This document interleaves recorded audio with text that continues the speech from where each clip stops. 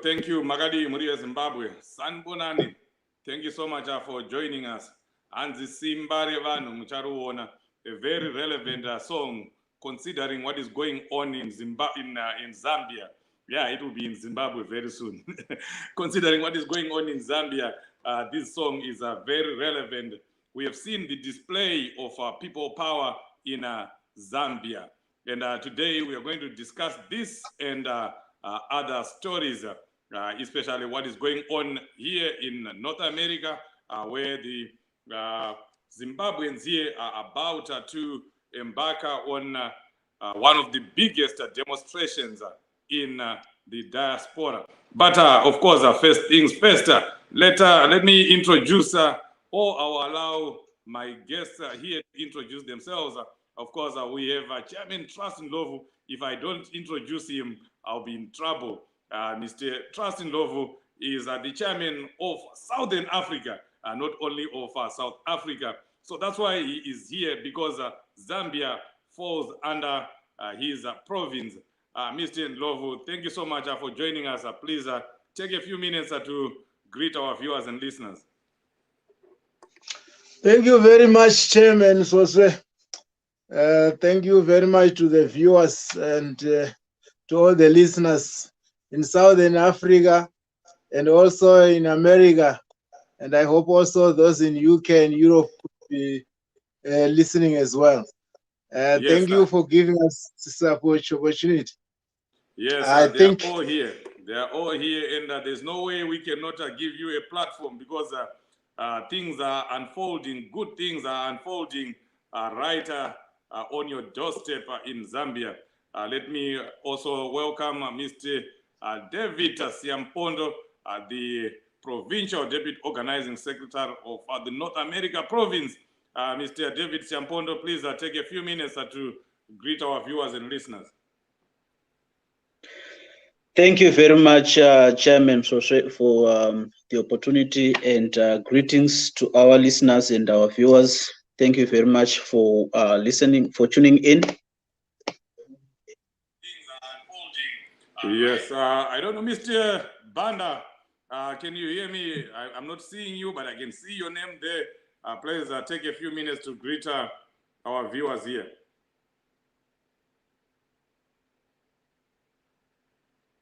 Mr. Banda, are you there?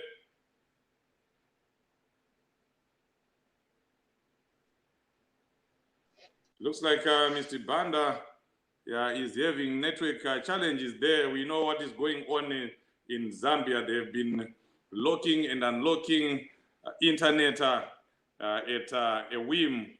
Whatever they think of doing, they are doing in Zambia to try and just get the people to shut up. But the people in Zambia won't shut up. The people in Zambia won't keep quiet. Mr. Trustin Lovu, maybe you can just give us an update in the absence of Mr. Banda here. He's going to come. I know the network might be giving us challenges, but we'll find a way, because he is one of the voters. He is one of the people who voted in Zambia, and we wanted to know or about his experiences. But Mr. Ndlovu, you are just next door. What's going on in Zambia? Thank you once again. What's going on in Zambia is that the elections, the Zambian people were given an opportunity to vote or to choose the next government. And on Thursday, we have seen people going in numbers. And as from yesterday, I think in the late hours of yesterday, the voting, the counting of the votes began. And we have seen how the voting patterns, and we have already also witnessed some few things, some hiccups. It was said I don't know if you can hear me on your end, but I can hardly hear you this side. Yeah, we can hear Hello? you. Go ahead, Mr. Banda. That's fine if you can't hear him, but I will be hearing him. And maybe sometimes it happens like that. As long as you can hear me and we can hear you, we are fine. Go ahead, Mr. Trust. Yes. So we've had Zambians speaking. We've had a lot of reports, some good, some bad. But one good thing about the Zambian election is that it's a show of democracy, in my view. You remember that Zambia was presided by liberators under Kenneth Kaunda for more than 20 years. And thereafter, there was Chiluba, and thereafter, power had been shifting from those who went to who liberated Zambia, and those from political parties who were formed. Some were formed after the independence of Zambia. And Zambia is one of the countries in our region that is demonstrating what democracy is.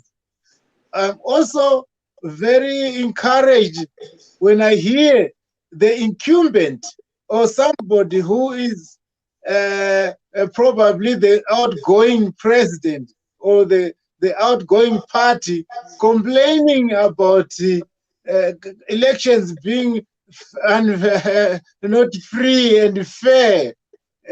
Yet he is the one that is in charge, or that was in charge of government, which must provide peace and order in a country. That shows the independence of the state institutions in that country. That also is a show of democracy. But of course, these elections, they coming with a good number of challenges that we are witnessing. We're witnessing an incumbent that is trying to resist from resisting the democracy. When he talks about the elections not being free and fair, it reminds us about what happened there in America when President Trump came with all sorts of excuses to block the one that is to block Joe Biden. We have seen that in Zambia, other political parties like that of Dr. Nevas Mumba had already conceded defeat and went to address to the nation, wants to give a counsel to the nation. If you listen to the whole speech of Dr. Mumba, you can tell the state of democracy in Southern Africa, in Zambia. This is quite different from what is happening in other countries like Zimbabwe at the moment. I also noticed that in Zambia, the voters' roll was released, and all parties had the time to look around, and even although there were some complaints about the voters' roll, that some people, some areas which did not vote for the current president, Edgar Lungu. Those areas were disadvantaged. They were not given enough opportunity. In fact, most of them, they couldn't find their names on the voters' roll. You could see that power, corrupts sometimes. Power comes with its own problems. So the current president was trying to manipulate. Even now, I hear that there's still challenges. I think Banda will tell us more. There are still challenges. Yes, Mr. Ndovu, thank you very much for that. We'll come back to you. Just stay on there. You are hearing what Mr. Ndovu is saying here, that we are having a very unprecedented situation in Zambia there, where we are having the incumbent president, alleging that there's been vote rigging. I've never heard of that. That's a very unusual situation, Mr. David. And maybe before you come on, Leader Barbara, thank you so much for joining. I'm seeing your name there. I don't know if you are there, if you can greet our viewers, because if I don't do that, you can get me fired. Okay, Leader Barbara is hello. Found, and we are still waiting for Mr. Banda. Hello, Chief. Mr. Siampondo. Hello, Chief. Hello. Oh, okay, go ahead, please. Okay. Thank you so much, Chief Shoshe. Greetings to all our panelists there.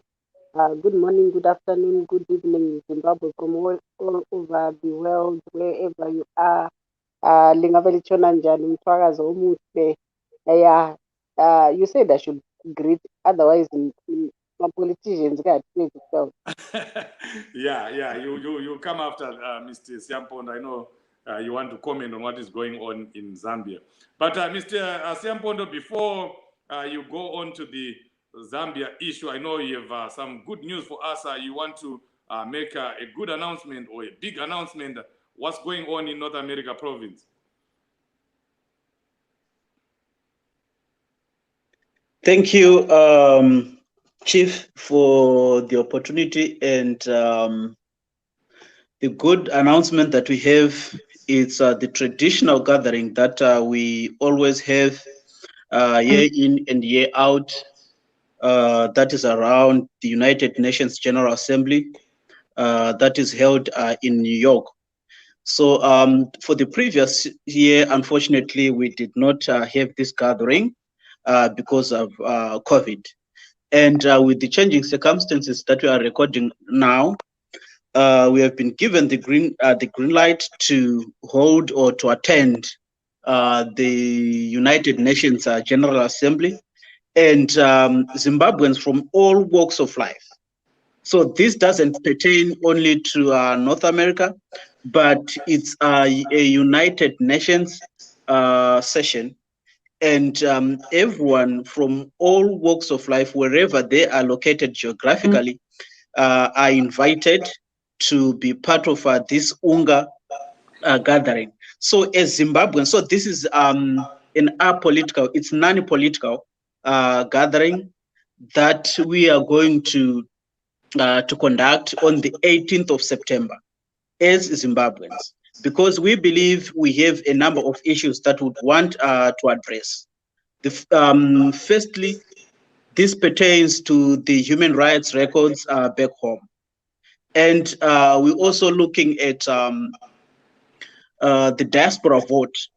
As the diasporians, we have been contributing much to the economy of the country. And we feel we have a duty as well to make a decision on who is supposed to be leading or presiding over those resources that we are sending back home as well.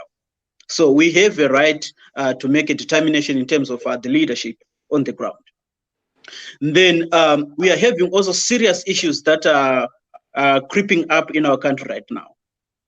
I think the world and more so our country, right now we are being grabbed by the passing on of Memory Machai. And the government isn't doing anything. Civil society as well, some of them, they are trying well, but to some of us, it's not good enough. So we would want to invite all Zimbabweans, all Africans, everyone who respects the rights of the girl child, everyone who wants the girl child to be protected, to be accorded the chance to grow into adulthood, to convene on the 18th of September in New York, so that we can send out a strong message that the girl child, they are supposed to be protected.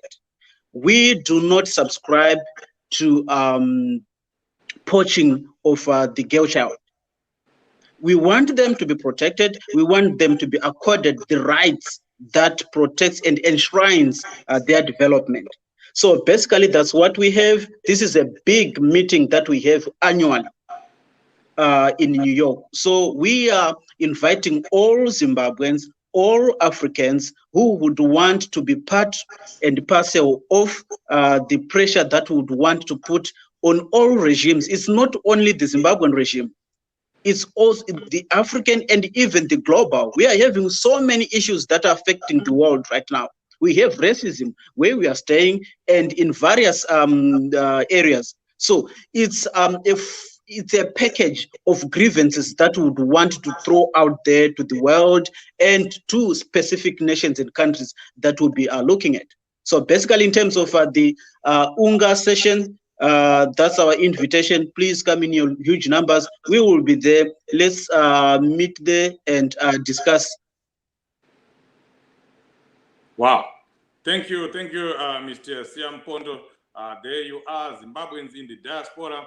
You don't have to be in North America.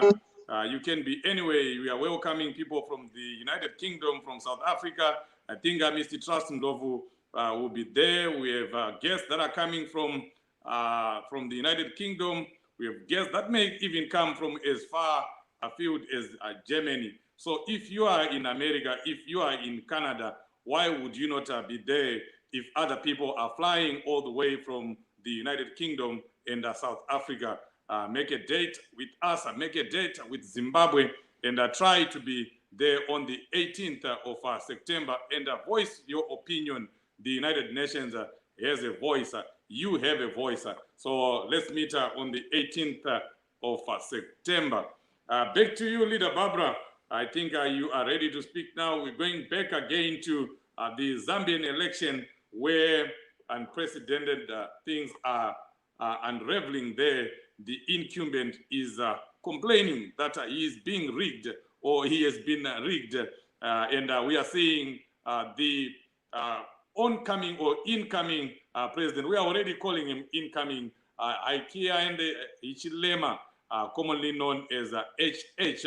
He is leading, as we are speaking, in all the counting that is going on in Zambia now. We are expecting him to be announced as the winner. But of course, we're going to hear from Mr. Banda. He has been telling me that there may be issues, there may be court challenges, there may be reruns because of the other three provinces where the incumbent is claiming that there was violence, and as a result, the election should be declared a nullity. But let us also remember that the very same person, the very same incumbent also came into his presidency over or after a very controversial election where the opposition was saying that the election was not free and fair, it was rigged.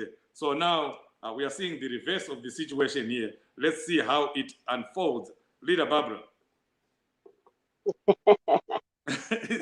Interesting, right? It's very interesting. Like what Comrade Ndlovu has just said. It's like the American elections where Trump was alleging that he has been rigged. How can a person who is in power be rigged by an opposition? Honestly, it's like Mnangagwa claiming that he's been rigged by Chamisa. But I think this is where we are heading to. It's also going to happen in Zimbabwe. Even if the winner has not been announced in Zambia, I just want to congratulate the people of Zambia. For one thing that the people of Zambia, they went out in their numbers. I was looking at the figures. The turnout was 73%. Leader Barbara, can you speak up and get close a little bit to your phone so that we can clearly hear you? You are saying very important things here.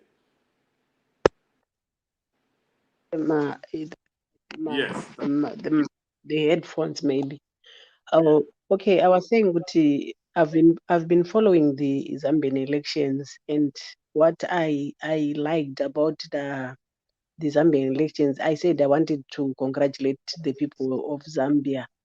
They were in spirit, they were in high spirit, they were eager to vote, and the number of the people that voted, I'm told it's 73% the turnout, which is a very good number. Yeah, so I think it's a very good lesson for us Zimbabweans, and also in that number there were a lot of youths that went out to vote, and also one thing that I liked most was when they voted, they did not leave the polling. The youths did not leave the polling stations. They waited to defend their vote, and I think this is what is lacking in Zimbabwe, the defending part. People, I think this is why we are also having voter apathy. The people are saying we always vote and we win, but then we are rigged. What are you going to do so to make sure that our vote is protected? So I think it's a very good lesson for us, the Zimbabweans, the Zambians. They had to protect their vote. Yeah. So far, I think the elections were in as much as they were not free and fair, but to win an election in that kind of a situation, I know there were people who were caught with ballot papers that were voted chief Lungus people, and these people, the voters, they were high alert. They were especially HH's members. They were high alert because they managed to catch people that who tried to rig, tried to stuff ballot papers, and most of the people who were caught, chief one, like the polling officers, the ones that will be at the polling station. And I saw one video where one was made to take out of the shirt that he was wearing, and underneath there was a T-shirt for Lungu. You know, it was so embarrassing. You know, these people they were eager. They could kill a person for a one vote stolen. That's how eager these people were. So it's indeed a lesson to us as Zimbabweans. I think let me end there. Mm-hmm. Okay, let me go to David. You were a candidate once in Zimbabwe. You are a youth.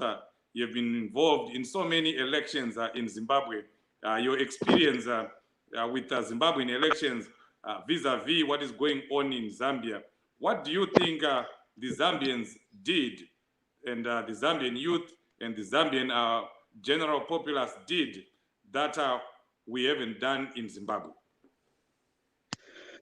Okay, I think Leader Barbara did address a number of issues and a number of pertinent issues that more like speak to our situation as well. So what we have failed to do, or what we need to improve on as Zimbabwe, is number one, getting out to vote on the polling day, and protecting the vote as well. So if you look at what the Zambian people did, they managed to encourage their supporters, or the population, to go out and vote. And as the numbers being said, that the turnout was around 72, 73%. That's a huge turnout. And also the bravery that the youth is indicated or shown on the ground. They did not leave the polling stations. They did not leave the streets. That's how they managed to catch even those who were trying to manipulate the results. So one, we need to effectively and efficiently protect the vote. And there is also one another thing, an attribute that I would want to applaud the Zambian voters for doing. Firstly, it is the determination that they showed, and also the principled or informed voting. So if you look at the numbers, some of these contestants were getting 0, 0 in most of the polling stations. Those are the smaller or candidates who sought to divide the vote were getting 0 or even just 1 or 2 votes. And that shows that the Zambian people, they knew what they wanted. They were clear within their minds that we need change. And for change to come, especially through a ballot, you are not supposed to lose or to waste your vote unnecessarily. There is a candidate that you know, even if you love that particular candidate, even if you admire him or what, he does not have that clout. He does. I mean, you are aiding the incumbent by voting for someone who does not have any prospect of winning a vote. Yes, we might be having some challenges on the ground, and you might not be interested, or you might not understand how a particular candidate prefers or functions, right? But what the Zambians, to me, looked at is the person who had the potential to change or to bring change, and that was Hakainde Hichilema. And most of them, they went out, they avoided wasting their votes. They went for that particular person. It's not that they agreed with him in total. No, there are some differences that they had with HH, but they knew that for the purposes of change, this is the person that we have to vote for. And I think if as Zimbabweans, we can also adapt that, really we are going to improve. Because I don't see a reason why someone would vote, would cast a vote on a person like Brian Muteki. Or Munenja. Or Munenja. You basically, that vote you are casting, of course, it's your right, but it's a wasted right. You are not effectively putting your vote to work here. Ignore all those people. We know why they are in the game. They are there to divide the vote. David, hold on there. Please don't go away. I want you to continue with that discussion. But I want to get Mr. Banda to speak here because his network is acting up. He's in Zambia. One of the voters, one of the descendants of the great former Zambian President Banda. He is here with us. And he has roots in Zimbabwe as well, but he's a citizen of Zambia. Mr. Banda, welcome to the program. Please greet everyone here and just get into it before your network starts misbehaving. What did you do, you guys, that made you get all those votes? Because this man was a minority. He wasn't one of the major players. Of course, he has been in the game for a long time. What did you guys do?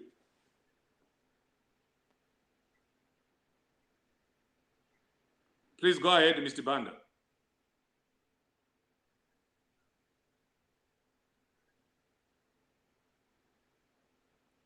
I think you are on mute. Can you unmute yourself?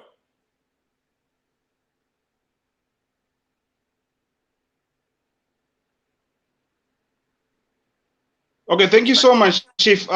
Yeah, I have to rush because you were breaking up as well. I didn't get the question.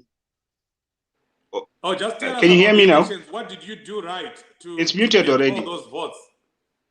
No, it's okay. I'm on. Can you hear me now? Yes, we can hear you loud and clear. Go ahead and just tell us about the Zambian elections. What did you guys do? What did you guys do right? No. Yeah, the network in Zambia, it's they don't want anyone to speak out. They're just trying to silence the people. We know how these dictators are. David, you can go ahead and finish your point. I'm sorry to interrupt you. Okay, thank you very much, Chief. So that was my submission and my analysis to how Zambians got it right. So their voter registration was intense. They managed to ensure that everyone who was eligible to vote, they registered to vote. And the articulation of the challenges as well was clear, especially on the part of HH and his team. Because just like Zimbabwe, Zambia is flooded as well with some useless propagandas. We are building roads, we are building that, we are building this and that.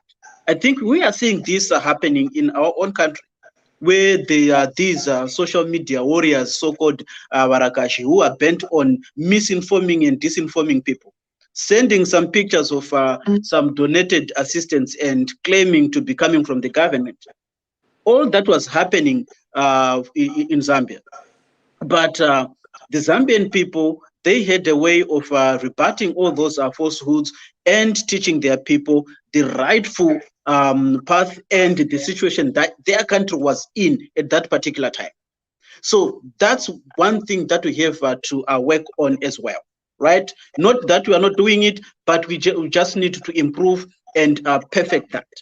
Let's make sure that our people, especially the younger generation. So if you look at the Zambian election, it was driven by the youth. Some of them even, they paraded how dire the situation was by going to the polling stations in their graduation gowns. That was information, a message being sent out, right? So there was no employment. But if you look at the Zambian statistics in terms of employment, they are maybe by fewer percentages better than what's happening in Zimbabwe. So we have to find a way that our youths who are not employed, who do not have a livelihood, find a way to understand that we need change, and also that they be part of, one, the voting, two, protection of the vote, and also making sure that the most integral part, we do not waste the vote. We get this chance once, and we should not miss it. So when that chance comes, ignore anybody else. This is a war, or this is a contest between two major forces, and we know those major forces. So the moment you think of a third person here, you have to know that you are playing direct in the whims and the traps of the incumbent. And you can also see the shenanigans which the government is doing right now, propping up some of these small political parties. Why? It's not because they would want them to strengthen those political parties so that they wrestle power to them. They know they do not have that capacity to do so. But what they do is because they understand their support base right now is fixed. It doesn't move, and most of them, they are diehard supporters.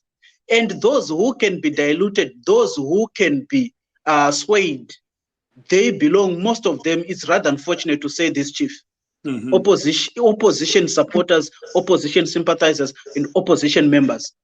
They are very easy to move, especially if they are given some stooges. And that's where sometimes we miss it. So the encouragement must be on the electorate to ignore all these ruling party political babies which are being set up.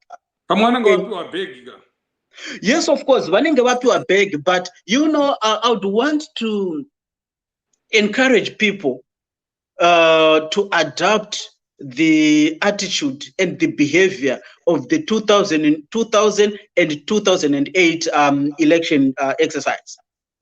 People were being beaten up, people were being bribed.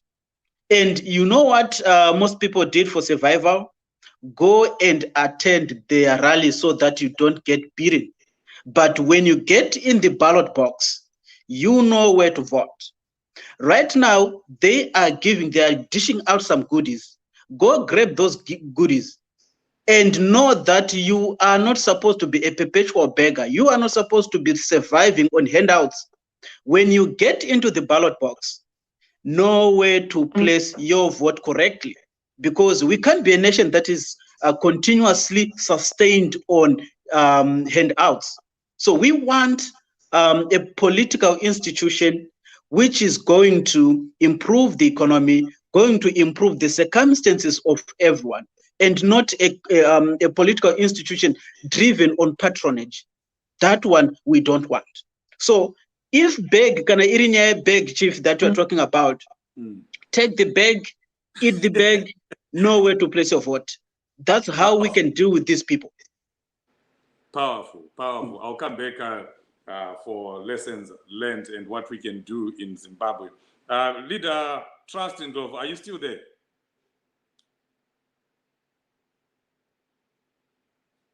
Leader Barbara? Yes, like, oh, you're there. Okay. Yes. You heard what David was saying here, that the good things that happened in Zambia that we haven't done in Zimbabwe, that they made sure that people registered in their millions, and it's amazing how they did that. This is a COVID era. They managed to get people to register to vote, and they also, in the same era of the pandemic, managed to get people to actually get out of their houses and go and vote. It's the highest ever turnout ever seen in Zambia. Over 7 million people going to vote. We have, even ourselves, we have never reached that number in Zimbabwe. We have never registered even more than 6 million people. We have never had a voter turnout of that magnitude. Even in a non-pandemic situation. What drove Zambians? What really made Zambians so hungry for change? Are we not that hungry ourselves? Okay. Thank you so much, Chief. I think first and foremost, let's not forget that Zambia. Your mic again. Your mic again.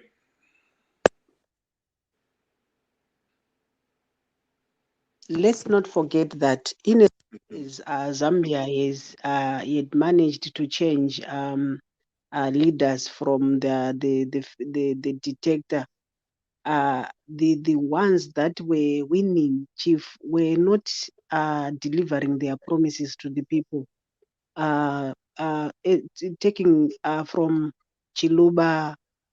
When Chiluba came from Labour, people thought things were going to move, but he started doing all sorts of things, stealing.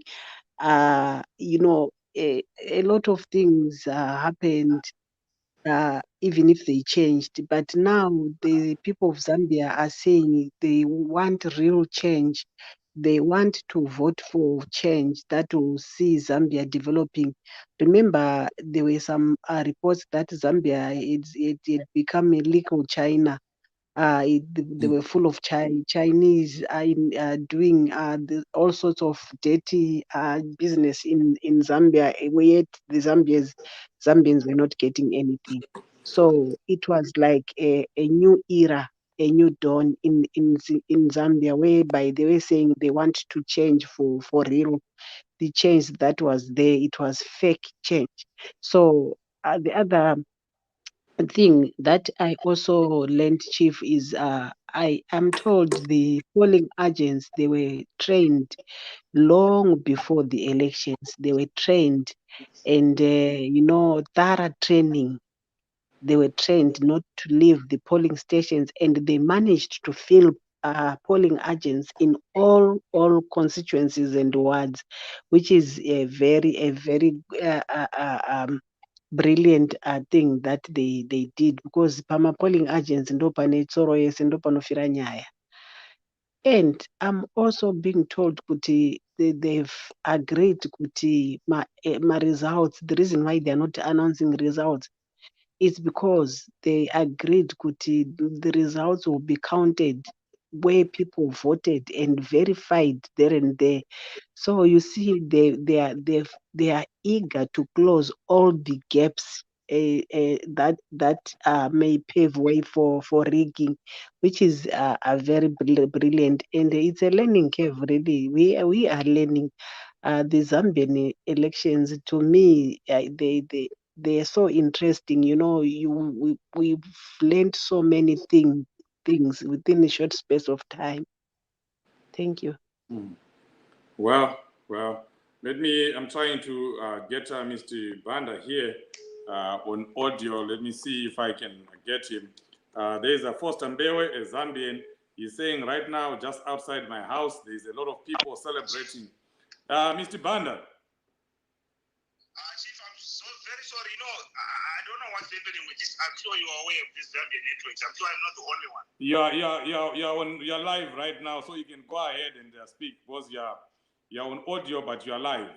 So you can go ahead and just before your network goes berserk again, just give us an insight into what you guys did differently than what you did in 2015. What happened? Oh, okay, yeah. You see, one thing, probably to comment more on demographics. One thing that we believe here in Zambia as youth is we always have a saying that to say we don't have another country, we only have one Zambia, and that's one. And I'm sure by saying that, when we do not have any option probably of going outside Zambia to look for jobs somewhere else, you only have one nation to base on.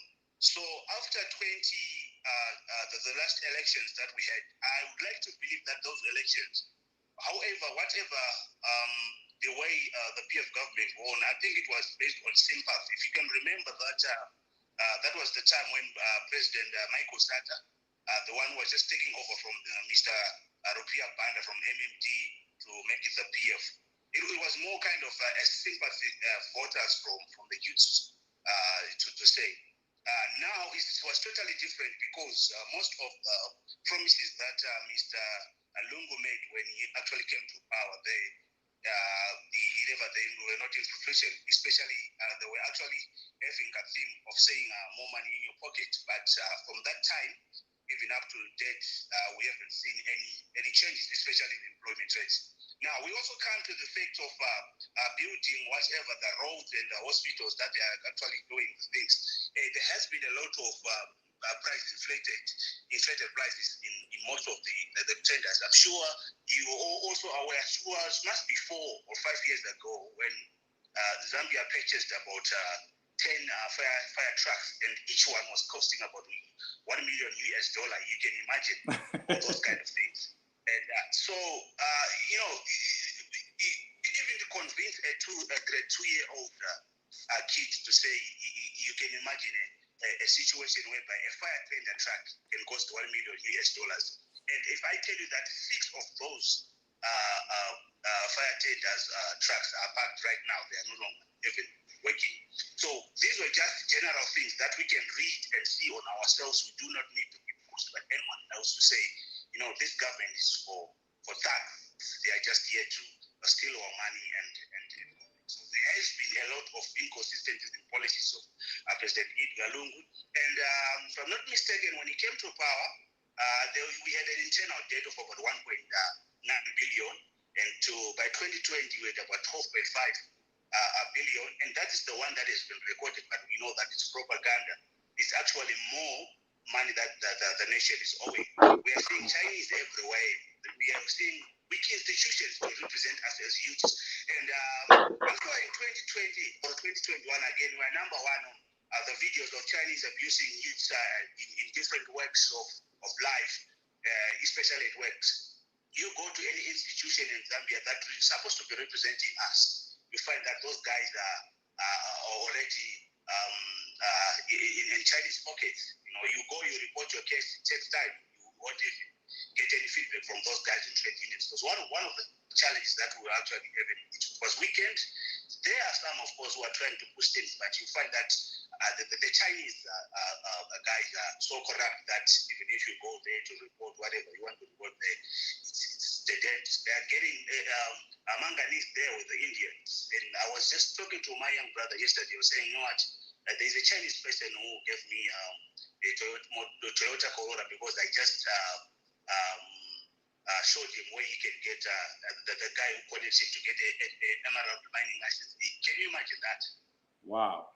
Just yesterday, I was actually driving this car. He said, no, I got this car because the Chinese guy gave me, because I just connected him to the person who was linking him with emerald mining license. You can imagine, just like selling tomatoes, just like that. We're talking of mining. So there are no follow-ups at all from those government institutions that are supposed to be representing us. So this is one thing that actually pushed us to go and say, you know what, we don't have any other country, we only have Zambia.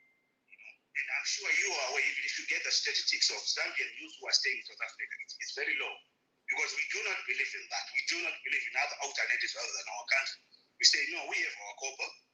Let's use our copper to get jobs and make our lives better. So those are some of the pushing.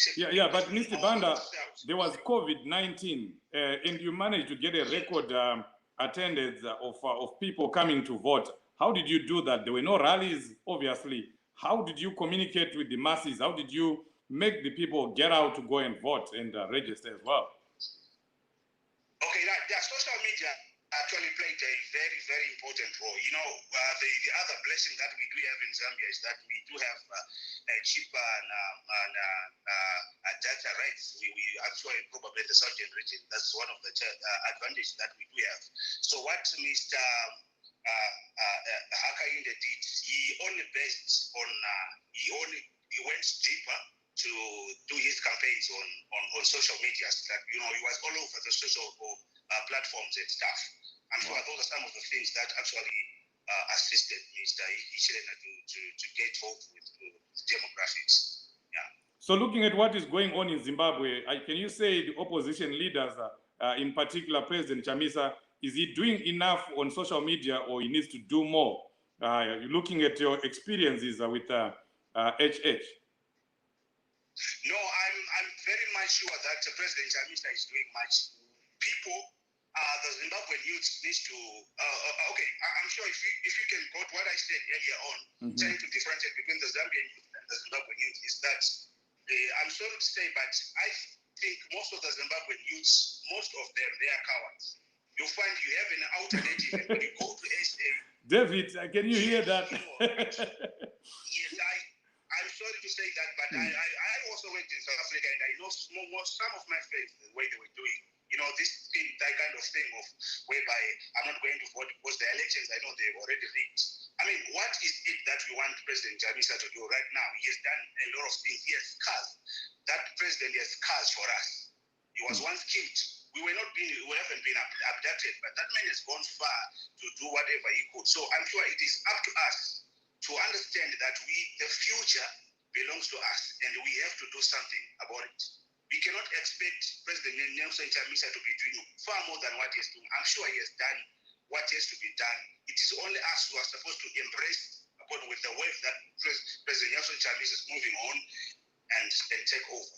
So the problem with us youths, there are so many things, like I'm sure you are aware of what is happening on social media. We are having this one claiming to whatever, all those solicitors that I don't want to mention their names. Those are some of the things that are distracting us. And when you're youth, you do not have any single penny in your pocket, and then somebody comes with $1, you can dance to that tune.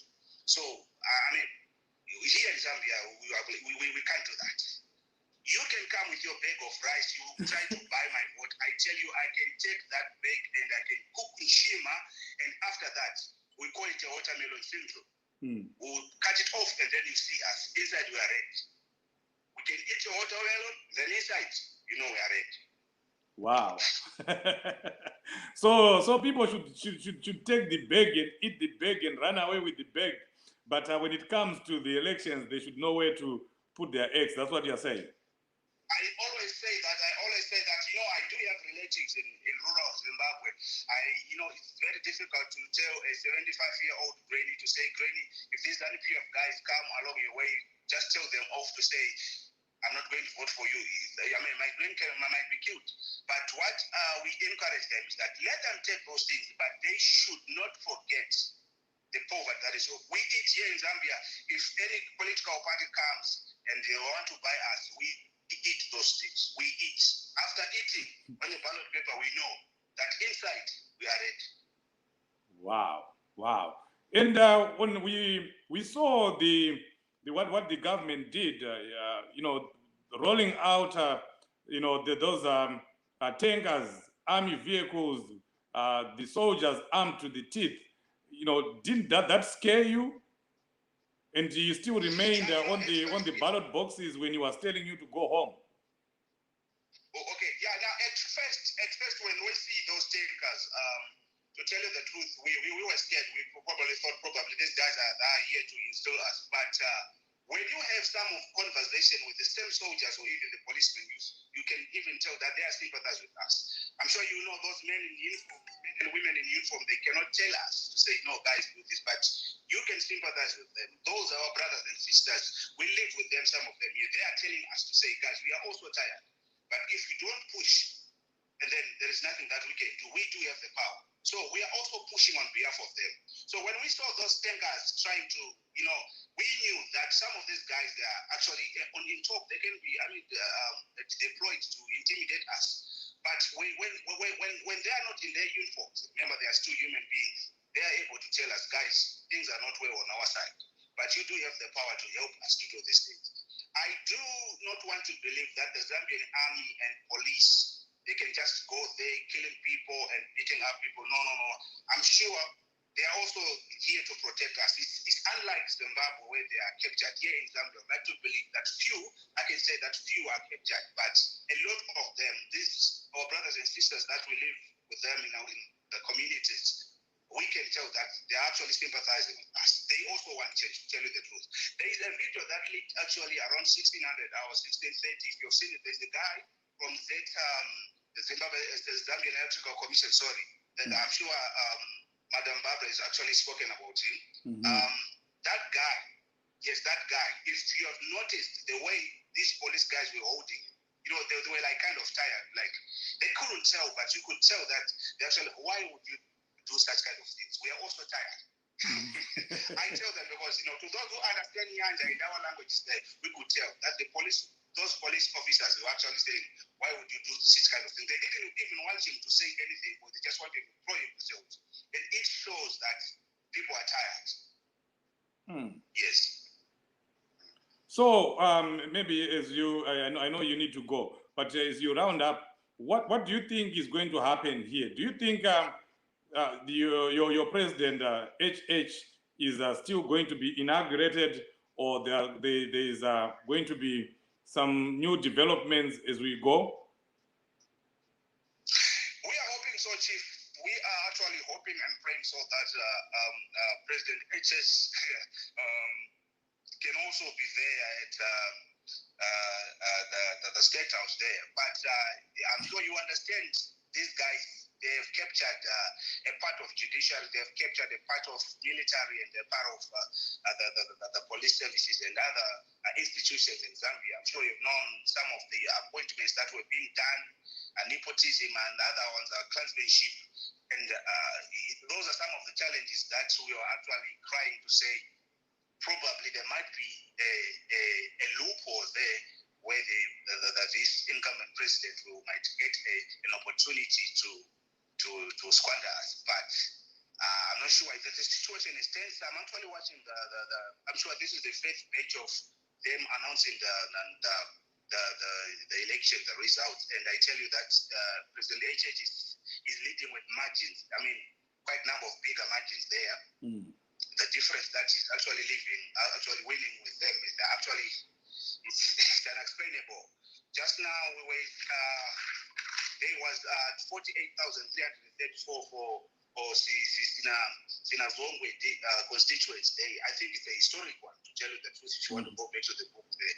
But we are just hoping that the president, the incumbent president, Lungu, may accept defeat. But what does it mean that they've already given him a presidential motorcade? Is it another way of conceding? Okay, no, it's not motorcade. That was the security. I'm sure you know the situation here in Zambia. It's tense. Even like right now, in most of the locations, there, you know, we normally get the sound of bars, you know, this nightclub, but it's totally quiet. Nothing is, you know, people are just indoors listening to the whatever the results that are coming from the TVs. But the security of this President HH, we can say and can confidently say that the police are actually protecting him, because we saw some of the pictures of the police car actually at his homestead there in New Kasama, where he resides. Okay, and lastly, I know I have so many questions. Lastly now, I promise, this is the last one. As a youth, if things wake up tomorrow morning another way and HH is not president of Zambia, are you prepared to die for Zambia?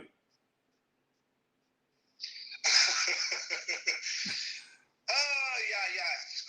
As hard as it may seem, but you know, I'm personally prepared to go and defend my vote in any legal way that is enshrined in our constitution. I'm prepared, me and my wife, to go in the streets, just like real others.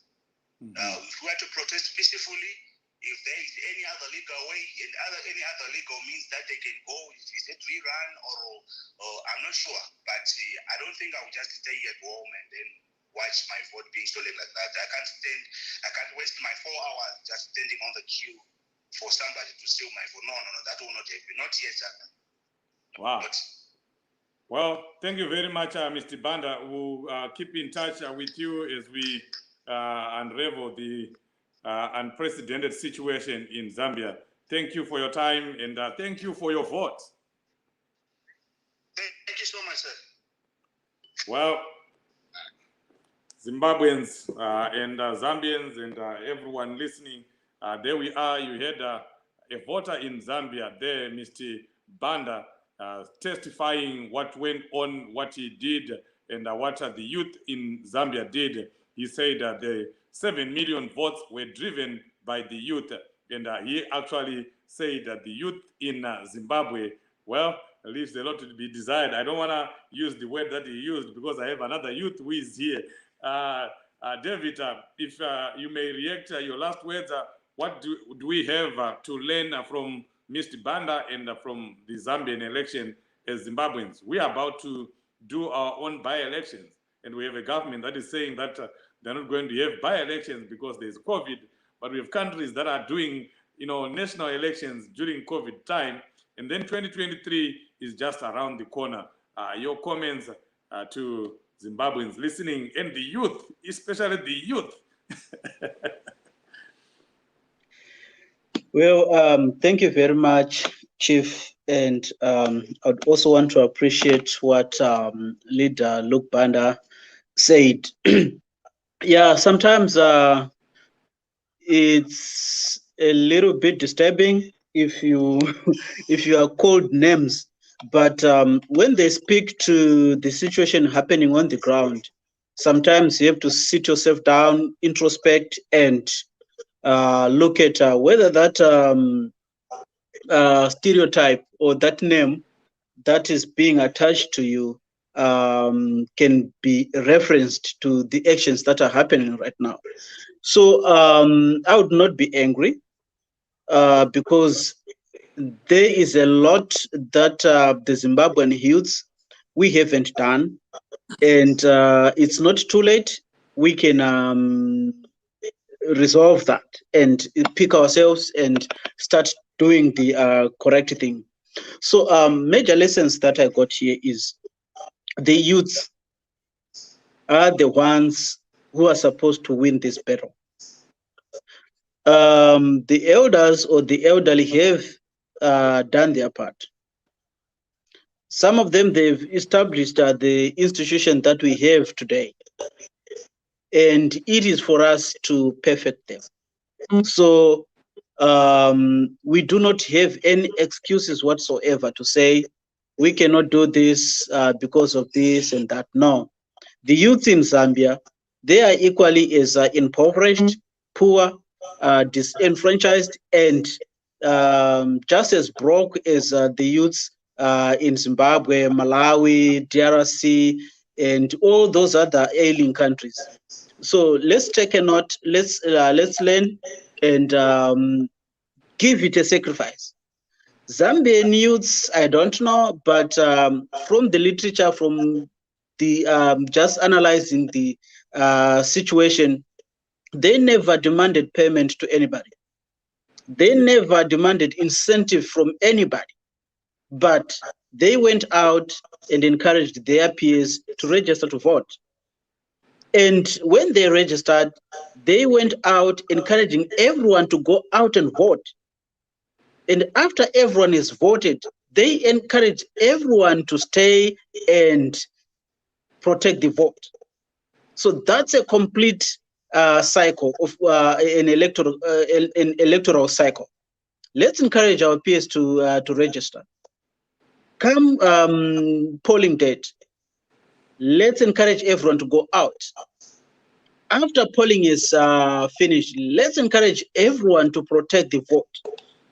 We would have completed the cycle. And you will see that that will minimize any manipulation of the process.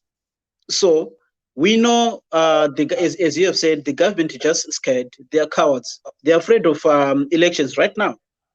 Zambia have done it, and we have other countries that are holding elections today. And because we have a different dictatorship from other nations, ours is so cracks, and it's just it just stinks.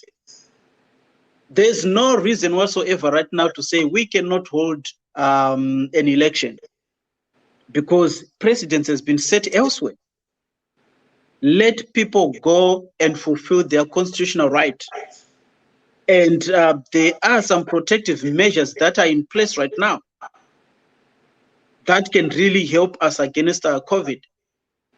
So we would want to see things changing on the ground, and the youth should be at the forefront of it.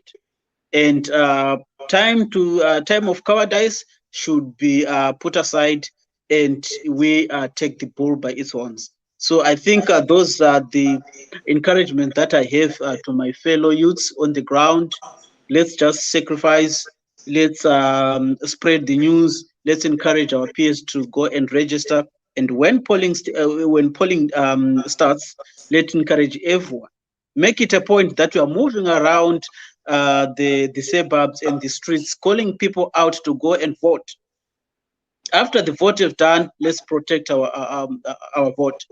So thank you very much, Chief. And before I go, those who are in Canada, those who are in the United States, those who can travel from wherever they are, please do come on the 18th of September. We are having a get-together. I don't want to call it a demo. Mm-hmm. It's a get-together. It's a get-together because that will scare many people, thinking maybe there's going to be violence and all that. No. We are going to, we as the MDC, we have been invited as well. So I am extending this invitation to fellow MDC members within Canada, USA, and all over the world. So this is a citizen, a concerned Zimbabwean initiative, where all of us coming from various angles, or if there are any ZANU-PF people who believe that we need to protect the girl child, let's go and meet in New York. Let's go and make a statement, because the challenge of child marriages is not only limited or confined to Zimbabwe. Isn't it even ZANU-PF people that are in America or UK or Germany, they also yes, we are inviting them.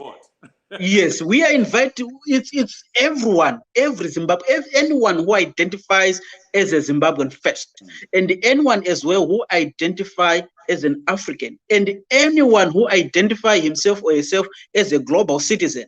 Because even here in America, here we are having such challenges again. of child abuse, child marriages, and all that stuff. So everyone should go. Everyone should descend in New York, 18 September. Let's make a one voice. Because why did we pick 18 September, and why United Nations General Assembly in particular?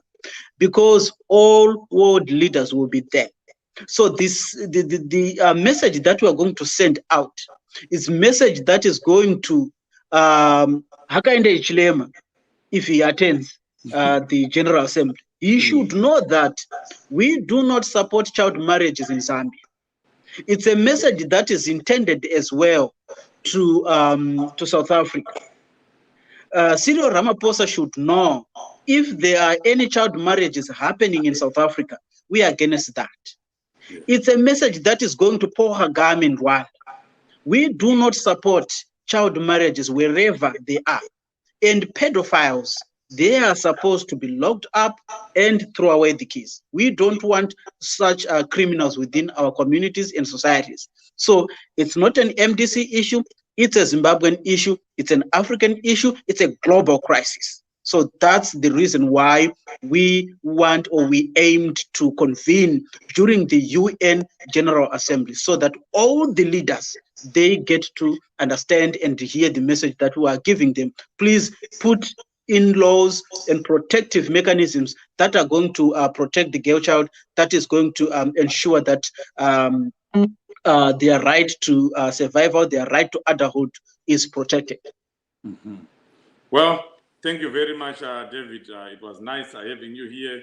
Your opinion as a youth matters, and you shared a lot of vital information here. And I also know that you took away a lot of information from a fellow youth in Zambia, and you'll be able to share it with other youth out there. Thank you so much, and thank you for the work that you are doing. Thank you. Zimbabweans across the world. Let me, before I allow Leader Barbara to give his last words, let me read some comments here. Kanisio Tsindi Kwan, first thing, remove the Chinese. Next, to empower the people. Chinese kill industry and economies. Get them out fast. You know where where Kanisio is coming from. Zambia is semi-colonized by the Chinese, and Zambians have been protesting about that. And I like the way they protest. It's very vital. You know, it's there. You can see it.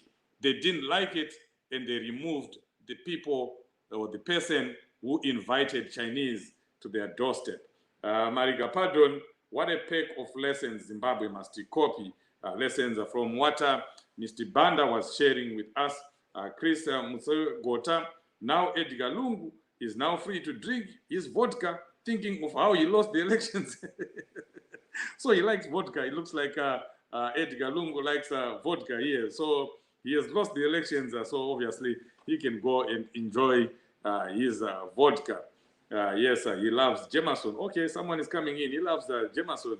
Sumu Chamisa nets to network support systems. Yeah, definitely. That's going to help. Knaso Modise, Foster Mbewe, I think it's a norm. It is happening all over Africa. Our leaders don't have a backbone majority of them. And Foster agrees with Mr. Banda. We are united as Zambians, and we do things together. One Zambia, one nation. You remember KK saying that we believe that only one vote can change the state of affairs for every Zambian. So we guard it with our lives as Zambians. That's powerful. That's powerful, Foster Mbewe. I'm sure my fellow Zimbabweans are taking a leaf from there.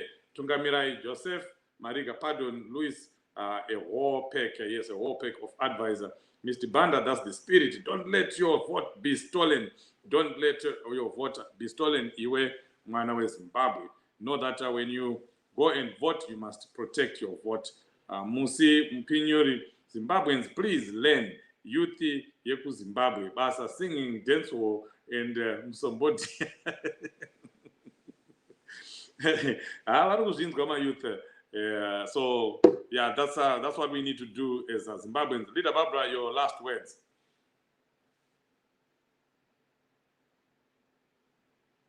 I think Barbara is dropped here because of, I think it's the network.